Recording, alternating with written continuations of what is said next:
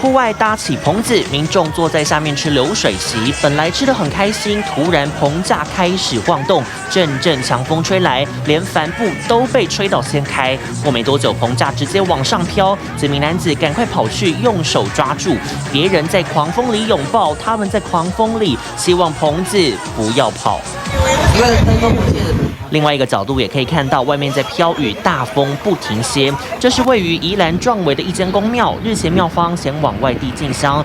活动结束后，5月31号晚上在庙城举办流水席参叙。不过刚好这段时间受到马娃台风外围环流影响，不少地方下起了大雨。当时宜兰也出现间歇性风雨，壮围的最大阵风大约6到7级，发生了这段插曲。会耶，会有点危险，所以就快点回家好了。对呀，为了我们的安全有第一呀，是先跑。其他民众看到这样的情形，觉得有点危险。实际询问庙方说，当时参会已经快要结束，大家都有吃饱，神明也都顺利回家，并没有人因此受伤，活动圆满结束。一阵风来搅局，让这场板斗就是跟别场不一样。TVBS 新闻简大城黄凯进宜兰采访报道。想看最完整的新闻内容，记得下载 TVBS 新闻网 APP。